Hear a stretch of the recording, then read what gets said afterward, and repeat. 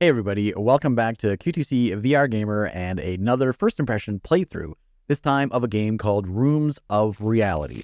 Developed by Bluekey and published by Jupitergrad's creator Gamedust, this game stands out with its anthology-style gameplay, offering a series of escape rooms, challenges, all connected by one central mystery. Each level of Rooms of Realities immerses players in a varied of intricate puzzles. You'll find yourself solving everything from simple keypad combinations to intense scenarios where you're handcuffed to surfaces, racing against time to escape. The beauty of this game is the environments.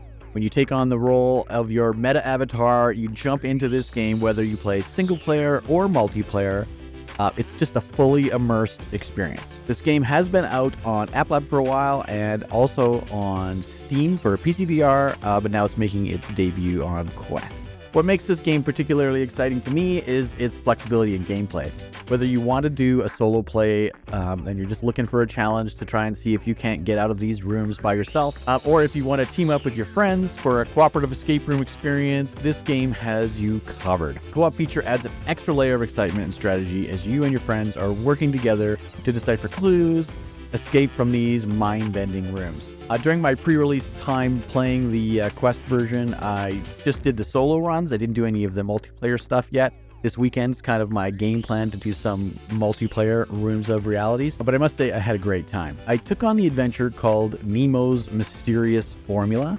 I got through Chapter 1 with just a little bit of trouble, but the trouble wasn't really game-breaking. It was more difficulty.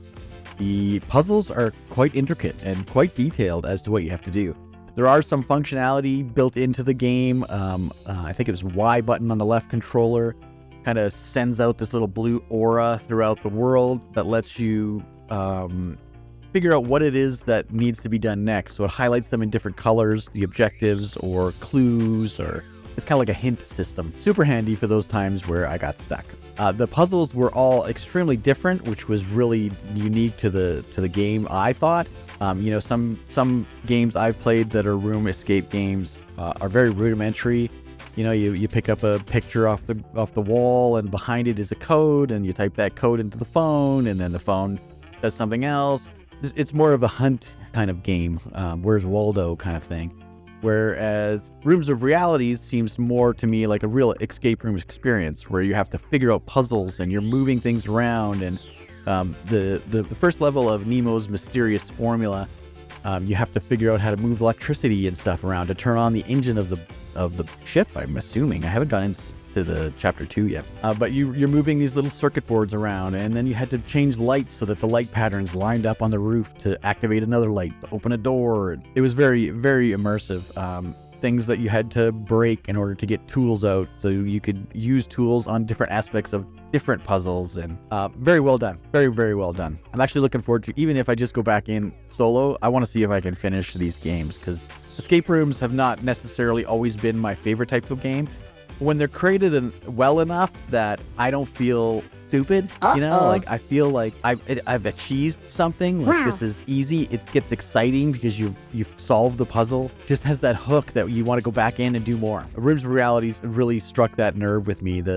I want to keep playing nerve, which in these types of games, for me at least, I don't generally get that. In the options menu, there's tons of options for teleportation, smooth turning, snap turning, different speeds of smooth turning, different degrees of snap turning. You could turn off teleport, leave teleport on, and smooth turn at the same time, so you could pick and choose while you're playing. That's how I played.